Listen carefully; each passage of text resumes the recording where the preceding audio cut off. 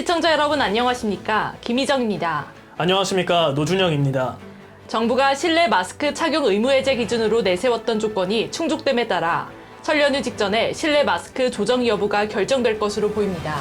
네, 그렇습니다. 정부가 실내 마스크 착용 의무 해제 기준으로 내세운 환자 발생 안정화 지표와 안정적 의료 대응 역량 지표 두 가지가 충족된 것으로 나타났습니다.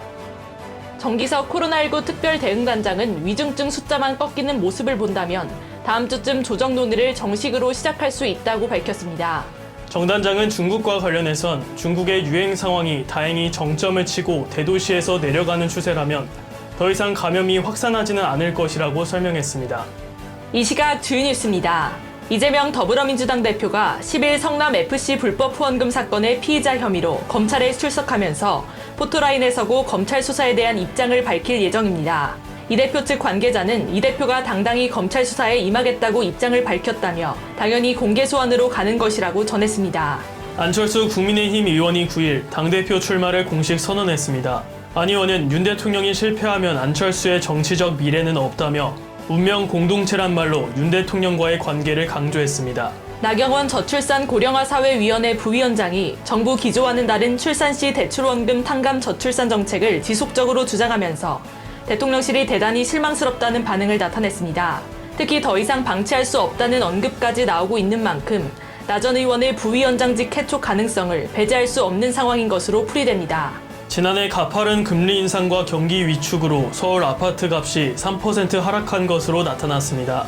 자치구별로는 도봉구가 마이너스 6.4%로 하락폭이 가장 높았고 용산구, 종로구, 서초구는 오히려 상승했습니다.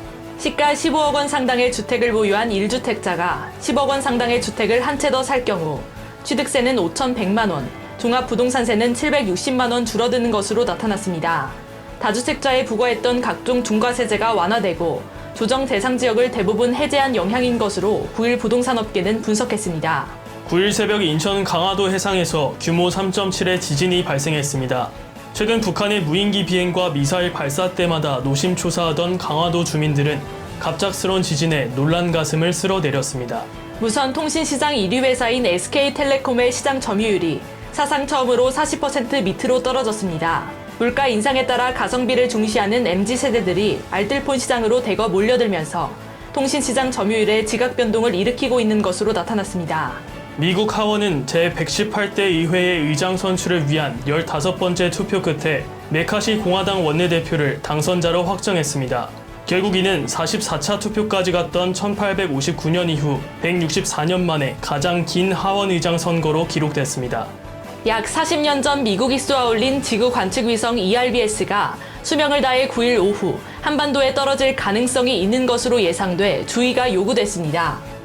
네, 다만 위성은 대기권 진입 후 마찰열에 의해 선체 대부분이 연소될 것으로 보여 지상에서 피해가 발생할 가능성은 매우 낮은 상황입니다. 그러나 인구가 밀집한 도심 등에 떨어진다면 작은 추락 잔해물이라도 큰 피해로 이어질 수 있기 때문에 정부는 오늘 긴급재난 문자를 발송하고 낮 12시 20분부터 오후 1시 20분까지 외출 시 유의를 부탁했습니다. 전국 공항에서는 오늘 낮 항공기 이륙이 일시 중단됐으며 현재는 추락 예상 시간이 지났으나 위성에 대한 모니터링은 지속되고 있습니다. 지금까지 이 시각 주요 뉴스였습니다. 오늘 영상이 유익했다면 구독과 좋아요를 눌러주시기 바랍니다. 지금까지 노준영, 김희정이었습니다.